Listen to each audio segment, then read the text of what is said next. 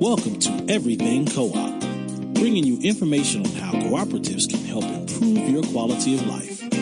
This show is being sponsored by the National Co-op Bank, NCB. The NCB is dedicated to strengthening communities nationwide for the delivery of banking and financial services for the nation's cooperatives, their members, and other socially responsible organizations. For more information on the power of community ownership, visit ncb.coop. That's ncb.coop. Now stay tuned for your host, Vernon Oakes.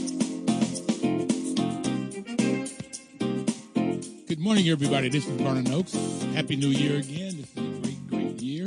There's some things going on that we don't necessarily like, but we're going to figure out how we can enjoy life even with our new president.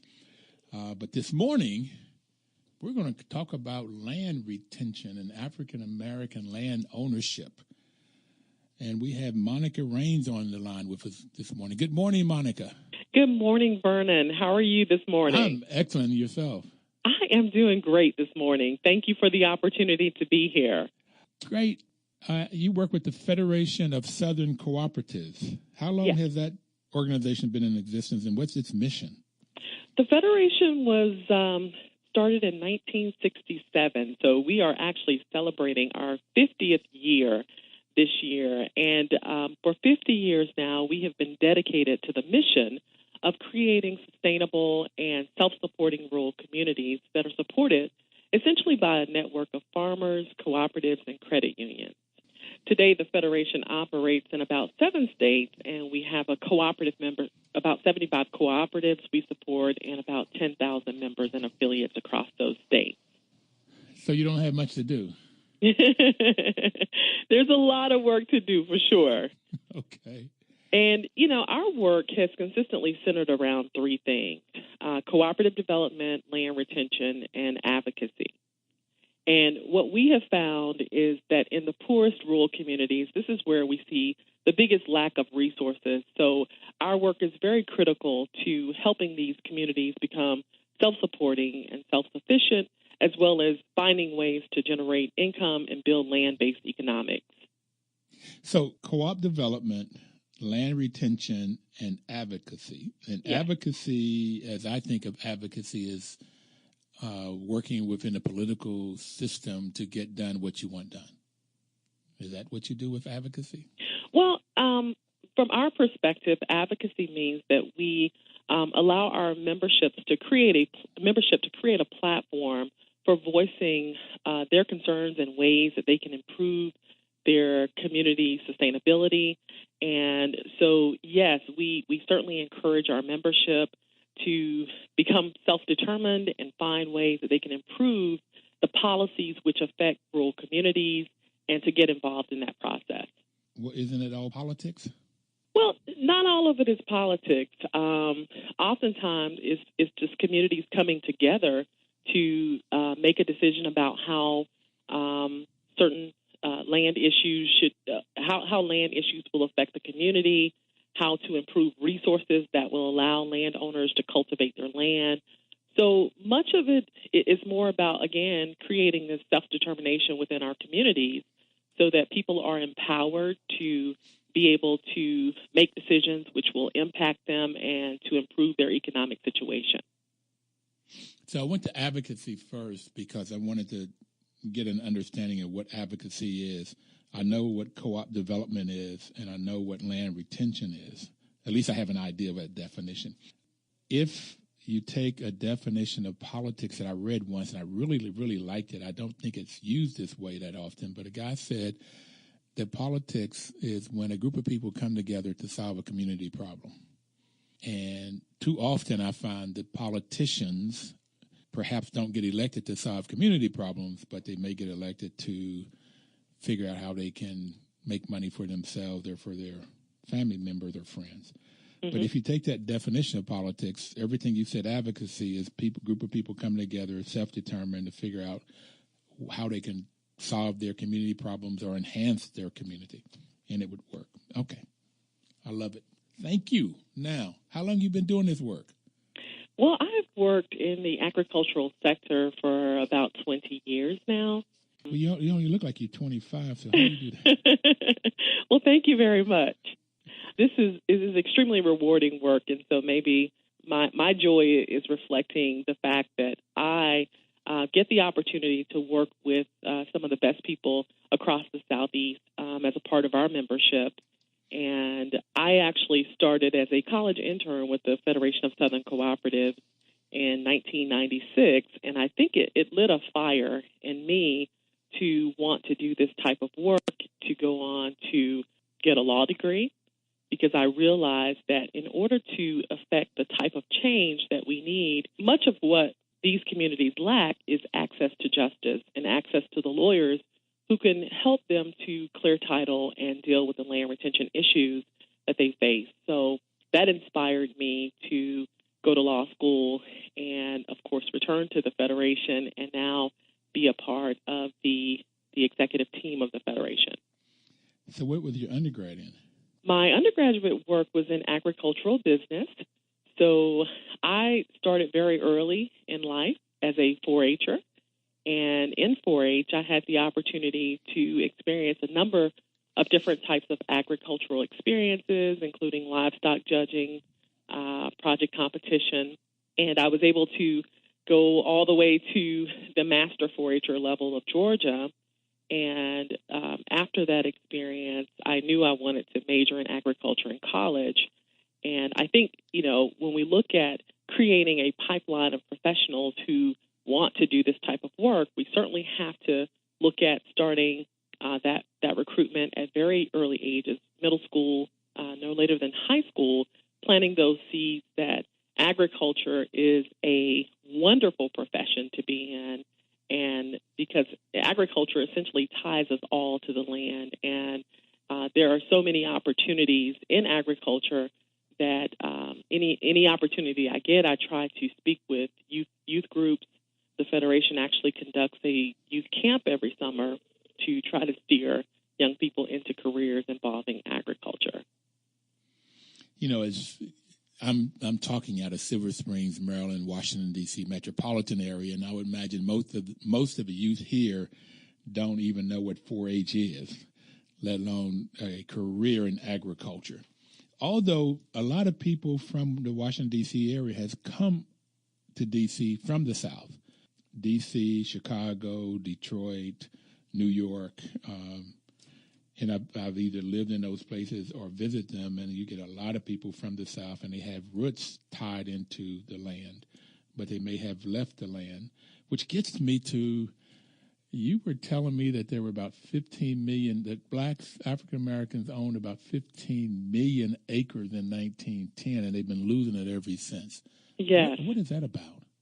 Well, it's probably one of the greatest silent tragedies out there today, the loss of African-American land in the rural South. You're absolutely right. At the height of land ownership, African-Americans owned about 15 million acres in our country. And today, I think that number has dwindled down to under 2.5 million. And African-American land loss continues to be a huge issue, primarily due to the fact that African Americans own land as heirs property. As heirs property? Yes. What's heirs property? Heirs property is a state of ownership that's created basically when a person dies without a will or without any type of succession plan or plan to transfer their land. So when they die without a will, legally we describe that as dying intestate. And when you die intestate... I'm sorry, a lawyer, attorney. Monica, but this is a problem for anybody, not just agriculture land or acres. It's if you own a house or if you just have a car and some clothes and furniture. Absolutely. So whatever you have, life insurance, so you need a will, and if you die without a will, that's called intestate? Yes, intestate. And there are intestate succession laws in each state that will then describe how your property will pass to your descendants. So according to those laws, probably about 60% of African-American land is passed without a will. So when that property passes on to the descendants of the deceased person, they now own the property as tenants in common, which means you have a group of owners who own one parcel of property, and they share joint ownership rights equally. And that problem is exacerbated when you have one of those owners die. And wait. Before you go to the next step, yes, I want to make sure that we're clear on the first thing. So, if you die without a will, then the state tells who gets the property, right, or whatever assets there are, right. Okay. So, if somebody has 6 children, even 2, but let's say 4. If you had 4 children, the first thing you need to do is do a will. So you would say, if I have a house in Washington, D.C., then each of those children get 25% of it. Or you could say one child gets it all and some other children get something else. Right, and that's the beauty of a will, is that it allows you to basically decide how you want to transfer your land and in what proportion you want to transfer it in. And then you have, of course, unlimited power to transfer that property to whomever you like, whether it's your children or not. And if you die without it, then the state comes in and says, this property will be divided by the 4 children first? Normally? Well, the state will establish an order of distribution. And that order of distribution typically involves your closest kin, blood kin, first. So if you are married, your spouse will typically have priority, then your children, if you have children. If you're not married and you don't have children, and then the state will decide who the closest next kin is to receive that property. Closest kin? Sound like you from the South, girl. I am. Born and raised in Thomasville, Georgia. In Georgia? Yes. You don't have a big Georgia accent, but okay. So we got the order of distribution, that if you have a will, you say what that distribution is, and it could be family members or anybody else. And without it, then the state comes and says, this is the order of distribution. Yes. Okay. So you said 6% of African Americans that own land, they die without a will, and then the state says what that distribution is. Absolutely. And if there were 4 children, the state, and no spouse, the spouse is already passed, then it would be 25, 25, 25, I think, most states, equally. But if one of those children have passed, and that's what I stopped you with, then it goes to their children. Right. And let me just add, Vernon, that even to trigger the state's intestate succession, the family would have to petition the court to do a probate. One of the problems with African American ownership is the total lack of any probate administration for many estates through several generations. We got to take our first break. I'm sorry. It's just no problem. So much fun and so much information. Thank you very much. We'll take our first break and we'll be right back. 1450 WOL. Information is power. That's WOL's motto, and that's why the National Cooperative Bank is sponsoring this program, to give you information so that if you use that information, you'll have power. And today we're talking with Monica Rainge from the Federation of Southern Co-ops. She's out of Atlanta, Georgia, but grew up in Georgia, I forgot the city, and went to school for agriculture business and then got a law degree so that she could help farmers, particularly black farmers, keep their land, save their land. At one point, there was 15 million acres, and I really want to get to knowing how we got that many acres in 1910. And then it's down to like 2.5. We've lost 6 times the amount of land we used to have. We've lost. And before we start talking back, Monica, we were talking about secession and petition to courts. We have Richard on the line. Richard, do you have a comment or question? Thank you for having this program, and I really admire you. What's your name? Maya? What's your name? Vernon Oaks. Monica. All right. Monica, thank you for being there. I talk with a lot of people. I grew up in the Washington area. By the way, the D.C. DMV is very much south, and I don't know why people don't want to acknowledge it, but it really is. So you're not the only one from the south. We are southern too. But there are very few people. I talk with a lot of people. I have not run into one who has been a 4-H'er. So they've missed out on great opportunities. And I say this to encourage young people that agriculture is probably a very good field to go into. Why? Because now a lot of emphasis is placed on homegrown, organic, and naturally grown things. So I think agriculture might be the way to go. But I'm enjoying you. I do have one question who is very embarrassing. I don't remember what all the 4-H's stand for. Could you remind me, please? Heart, hand, health, and head. One more time, okay, Monica. Well, thank you very much, and I wish you all the success in the coming year in life and in life. Thank you so much. I appreciate your comment. Thank you, Richard. And what were those 4 H's again? Head, heart, hands, and health. Head, heart, hands, and health? Yes. Okay. I had never even knew it. I just always knew it as 4-H. Growing up in Bluefield, West Virginia, we had 4-H clubs. The blacks didn't join. It was mainly white people. So I'm glad to see that black folks in further south, you all were in it, but I didn't even know what head, heart, hand, and health. Yes, right. The 4-H program was an extremely large part of shaping my career choice and provided just a number of opportunities for me to be exposed to various agricultural experiences, to build my leadership skills and my public speaking skills. And I am just forever grateful for those experiences with our local 4-H club. Fantastic. I love it. Okay. We're going to go back to, you were saying that most African Americans, particularly, they have to go to the court to do the probate, and you said that we don't have probators. What did you say? Right. I wanted to make it clear to your listeners that the intestate succession process is not automatic.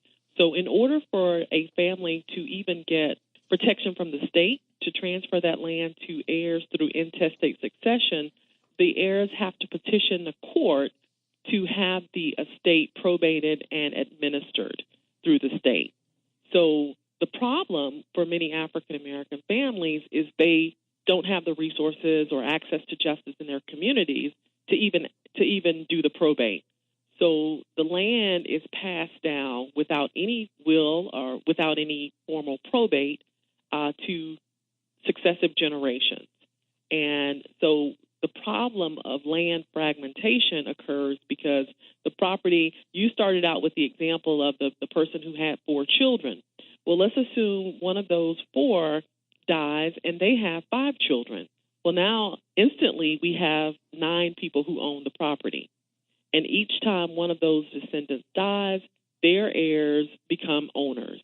So I have actually worked with families where there have been large groups, probably over 50 owners of one 5-acre tract of land. And the difficulty with heirs property is that, number one, you don't have clear title.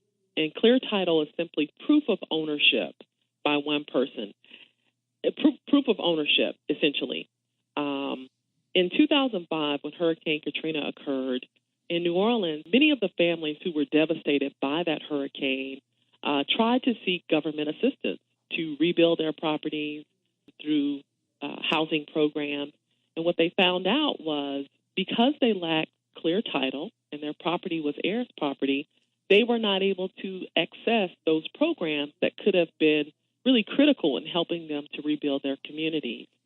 And, that was just one glaring example of how heirs property basically undermines landowners because they are not able to access the government programs. Oftentimes we're working with landowners and farmers in a rural setting, and because they have heirs property, they are not allowed to participate or qualify for many of the government programs, which might be able to assist them in cultivating their farms and also building land equity. Okay. If anybody out there has a question or comment of Monica, please call 1-800-450-7876. 1-800-450-7876. And if you don't have a will and if you own anything, go get a will. I mean, that's the first. No matter if you own land or a house or just a car and a motorcycle or whatever, get a will so you can pass it on. And so that your heirs then can get that low interest loan or that grant or those seeds or whatever it might be. The government programs, more often than not, Monica, and you tell me if this is true, but what I've read and seen is that in back in the day and maybe today, there may be FDA or somebody may have a program to help farmers, and if you don't have ownership, then you can't get that low interest loan or that grant or those seeds or whatever it might be.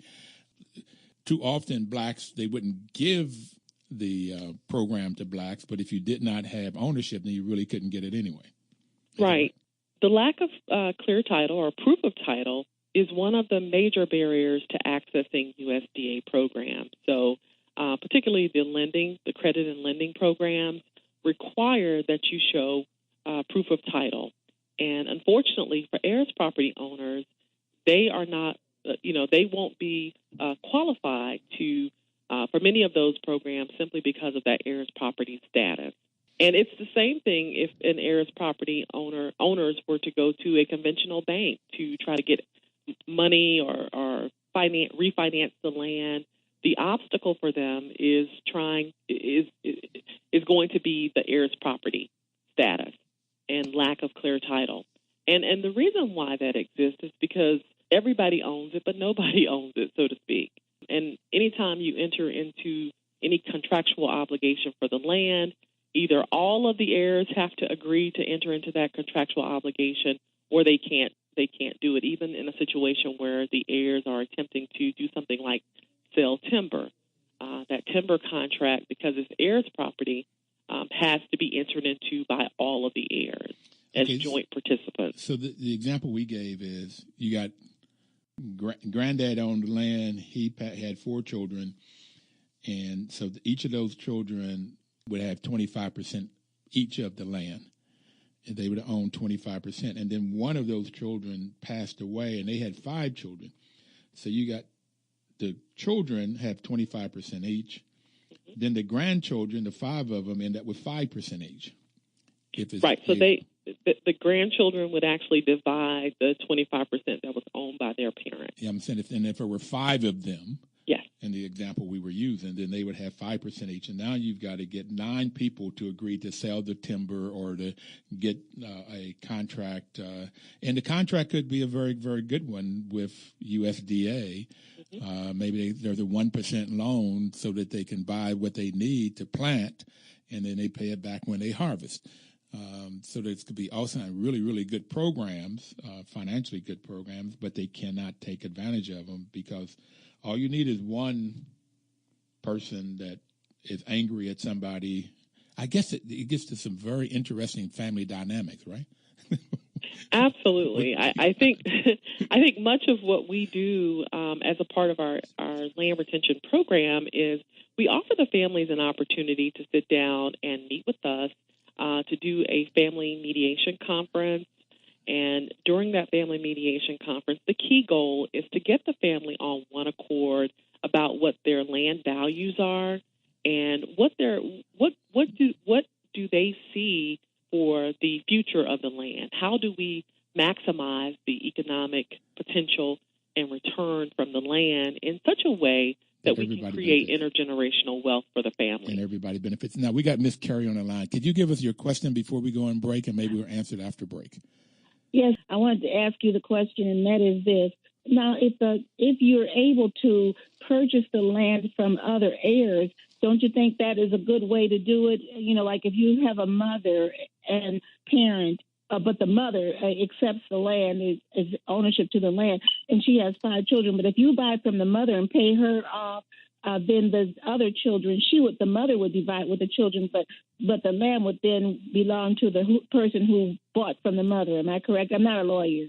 Yes, the ultimate goal for us is to try to preserve the land within the family unit and preserve it as a part of the family legacy and history. So what you're describing essentially is called an intra-family buyout. We encourage intra-family buyout. We encourage family members to purchase interest from other heirs. Monica, can you hold on, and we'll take this up right after the break. We'll take our second break, but please stay, and we'll be right back. 1450 WOL. Welcome back back, everybody. This is Vernon Oaks. The National Cooperative Bank is sponsoring this program called Everything Cooperative.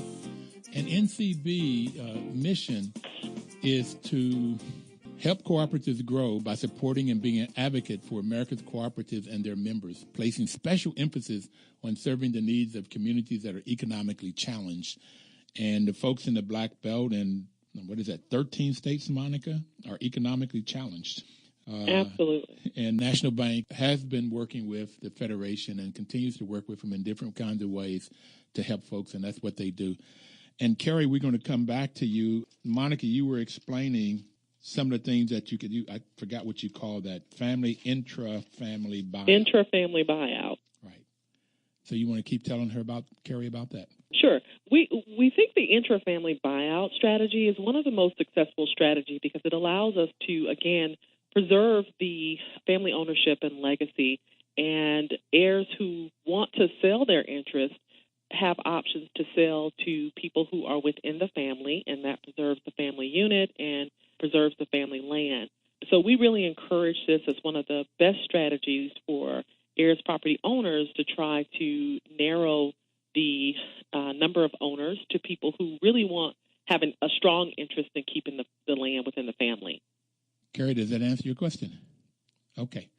I guess we've lost it. So, Monica, we're going to keep going. Okay.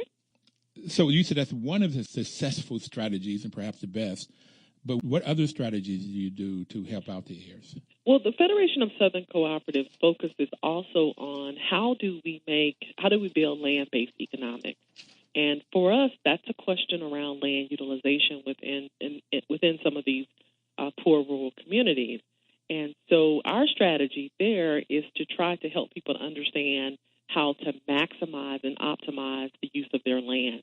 One of the ways that we're doing that is through our Sustainable Forestry program. The Federation operates an agroforestry center in the state of Alabama, in Epps, Alabama, and much of the work of that center focuses on how we improve land utilization and how we basically train people on sustainable forestry, how to use forestry and agriculture as a way to build their land-based economics. And it also becomes an opportunity for us to work with our cooperative membership in building out various income-generating things from programs and services from the land. So when you said land-based economics, you were basically just talking about making money. Absolutely. Okay, and being profitable and having enough to eat and so pay your bills and maybe have something left over at the end of the year. Absolutely, because at the end of the day, we think that our efforts to save Black-owned land has to be a two-prong approach. We have to be able to help people clear title so that their property is no longer classified as heirs property. But moving forward, we also have to be able to show them a way to make money. At the end of the day, it's all about keeping people on the land and making the land profitable. So our strategy of estate planning, succession planning, has to also include land utilization. And this is why it's so significant that we focus on things like agricultural development and sustainable forestry, which will then give them a path toward building intergenerational wealth. So how does the forestry work? So with sustainable forestry, what we have found is that many African Americans don't have a forestry management plan. And what that means is if you have 20 acres and there are trees growing on that property, in most cases, the trees just kind of happen because of Mother Nature, and they're not managed in such a way that you're going to maximize forestry tree growth or the return from a timber sale. So unmanaged forestry land essentially has a broken value chain. And what we have done is we've partnered with families to say, we can show you how to maximize your forestry product by getting a forestry management plan through the USDA, and that will also allow you to access other programs which may support your land. For example, irrigation, tree planting, site preparation for tree planting, chemical sprays. So these activities are oftentimes offered through the USDA on a cost share type basis to the landowner, but the landowner first has to be eligible to access those programs. So there's our heirs property. You got to own the land. You have to show proof of ownership of the land. So we've got to get over the first hurdle, which is clearing up the title, to help them get eligible to access the programs, which will then allow them to start making money on the land. Okay, Monica, we have Sandra on the line. Sandra? Yeah. Hello. Hi. Yes, I would like to know, you're giving out very important information. Do you have newsletters or booklets that can spread this information that you're giving? Absolutely. The Federation has all types of newsletters. We actually have brochures and landowner manuals. Most of them are available on our website. And that's federation.coop. Yes. Okay. Federation.coop. Yes. Okay, thank you. Thank you, Sandra. Bye-bye. All right, so now we know, again, you have to clear that title from heirs property to where you have clear title in order to get into these programs from USDA for sustainable forestry to manage it. And so you help folks to know how to go in and manage the forestry so that they can get a good return on the sale, to maximize the sale of the timber. Yes. And so if they had 20 acres, you could perhaps have 10 in forestry and 10 in agriculture? Absolutely.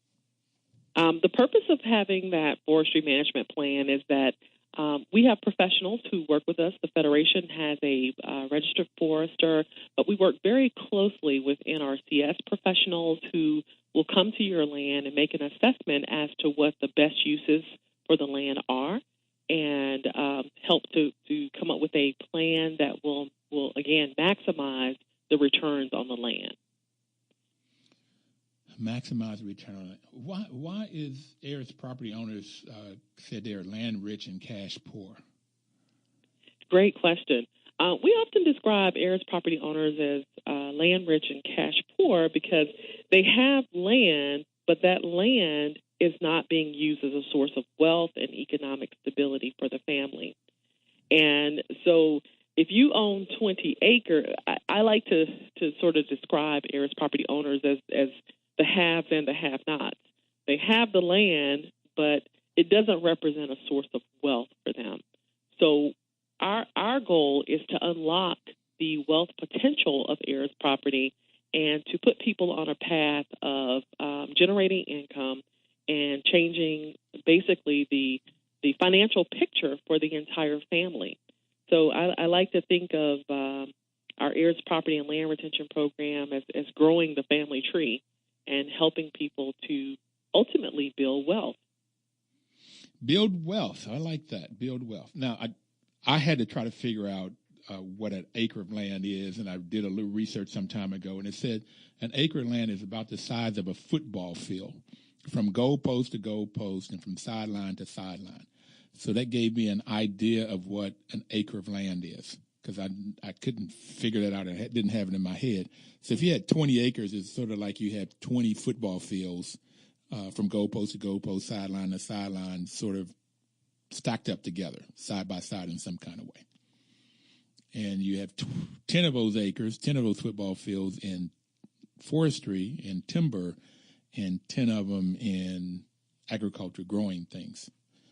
Okay, to create wealth, financial wealth. And let me just add there, Vernon, that, heirs property is not just a local problem.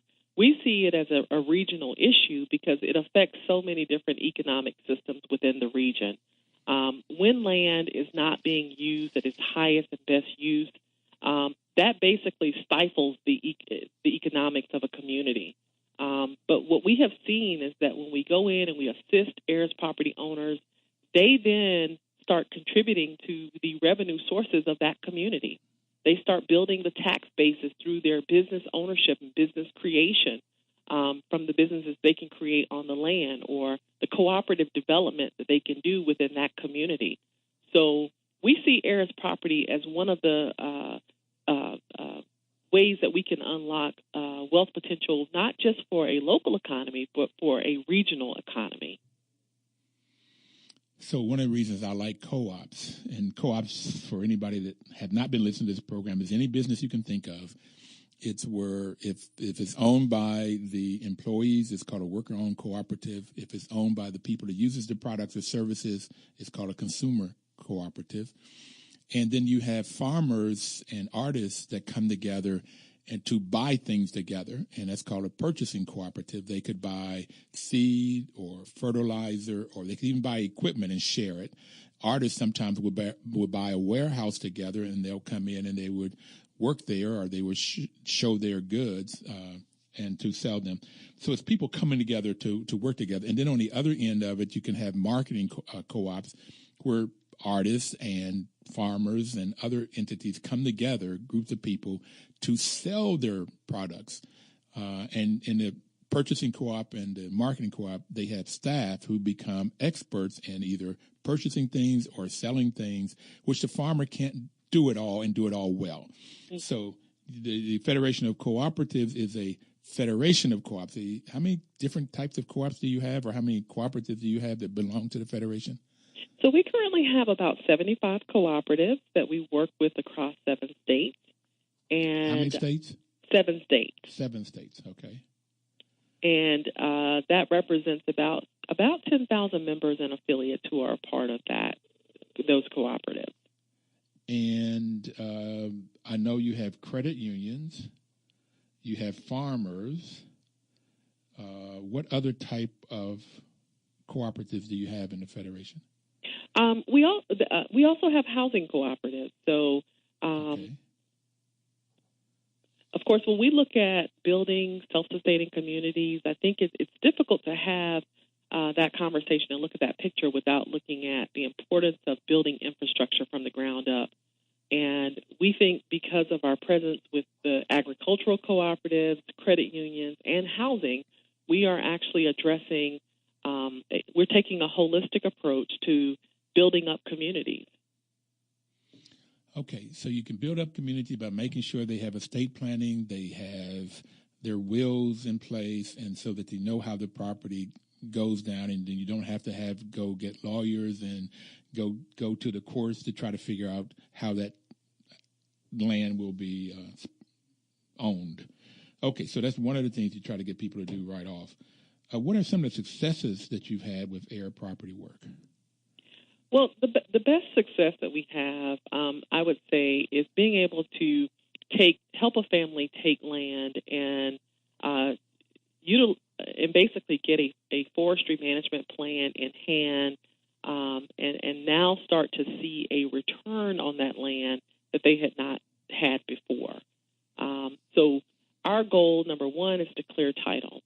And once we have assisted a family in clearing that title, secondly, we want to get a land utilization strategy, which includes ways that we can improve agricultural development on the land and keep it working land, or ways that we can show them how to use sustainable forestry as a way of generating income from the land. So I would say some of our biggest success stories are around families who have found themselves in a dire need to pay taxes on the land.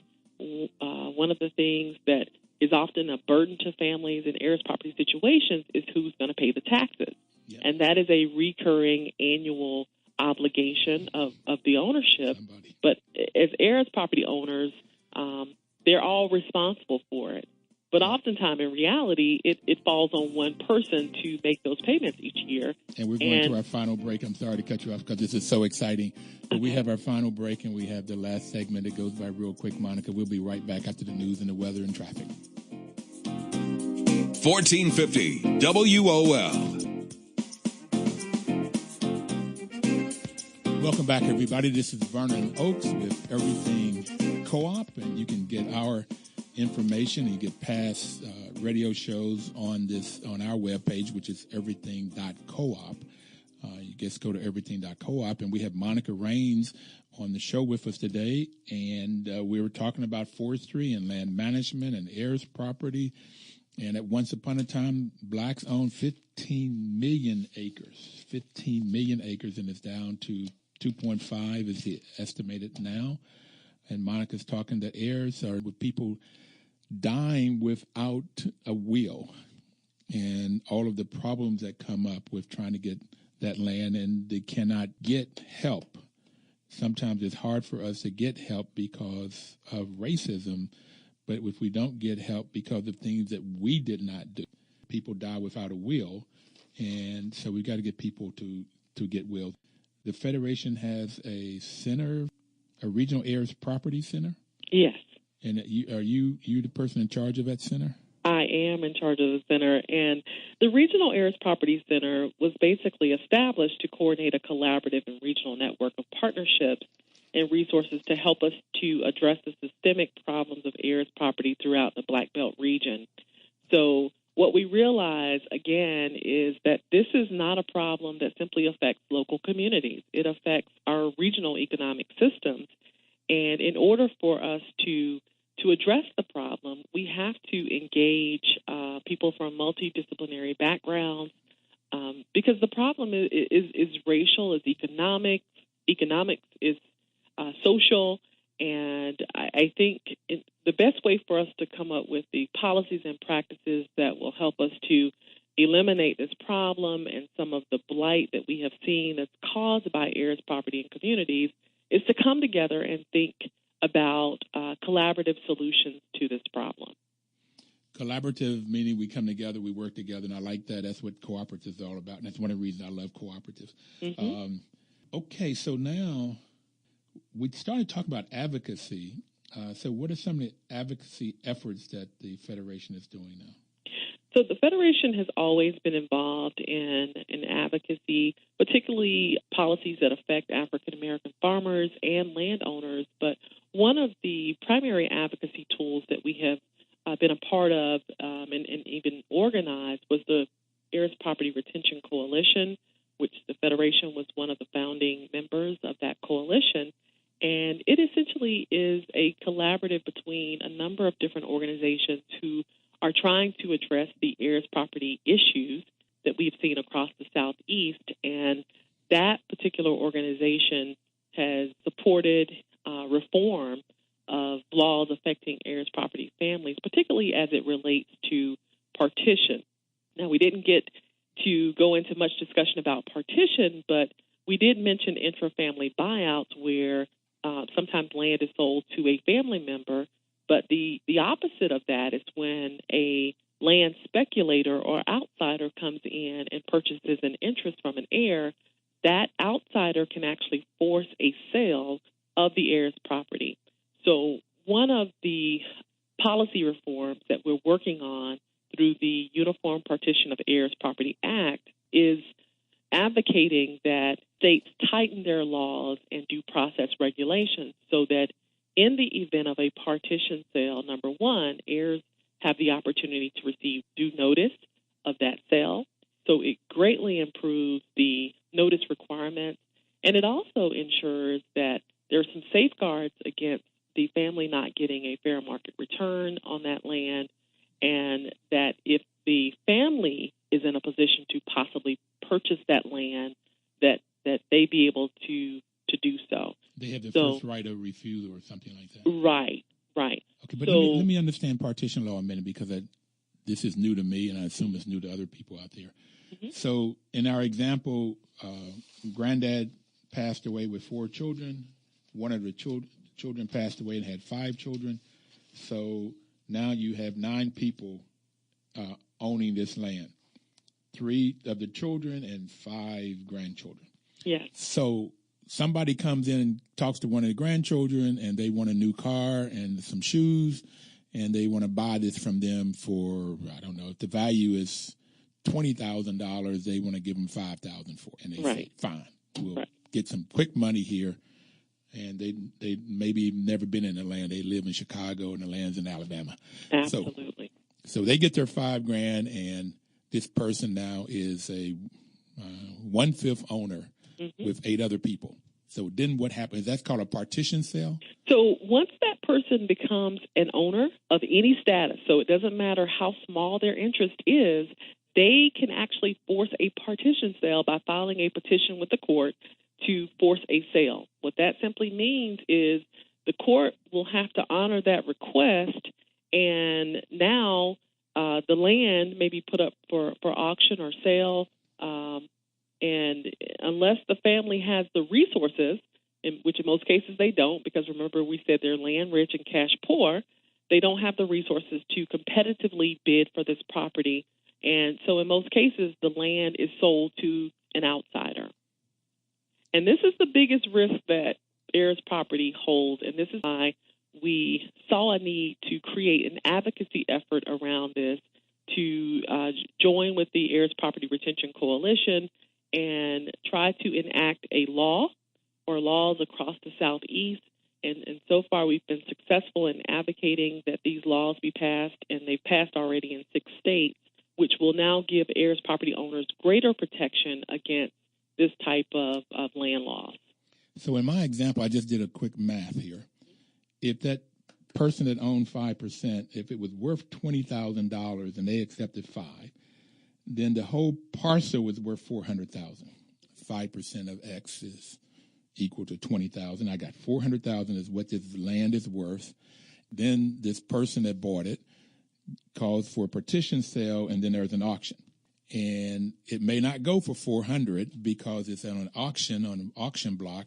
Right. And let's say somebody says they're going to give $100,000 for it.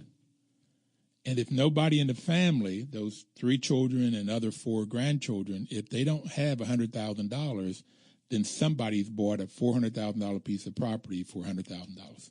Absolutely. And if one of those children, all 3 of them, lived on that property, they got to go. and even more troubling, Vernon, is the fact that once you go through the court system to do the partition sale, much of the proceeds will be eaten up by the court costs, the attorney fees, and other expenses, which may be related to this court action. So at the end of the day, the actual profit received by the individual heirs is going to be nominal.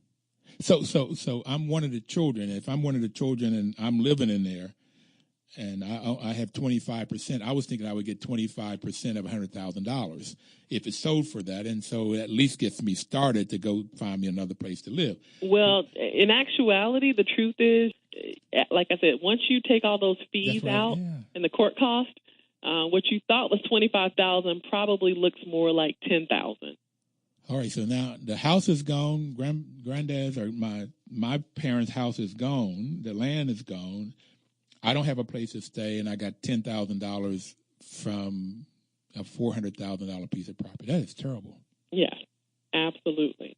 So this is why we have to continue to give voice to these issues, because, like I said, it's a economic tragedy on a number of different levels. It robs communities of their legacy. It puts families in a position where essentially they have nothing to pass on to future generations. Their communities turn to blight because of heirs property. So we have to continue to give voice to these issues, and we will continue to advocate at the national and state and local levels for support of heirs property owners, as well as working in the trenches to help them resolve their heirs property issues and develop a land utilization plan which is sustainable for their community.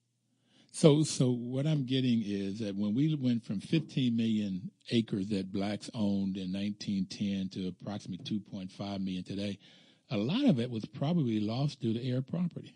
Absolutely. Absolutely.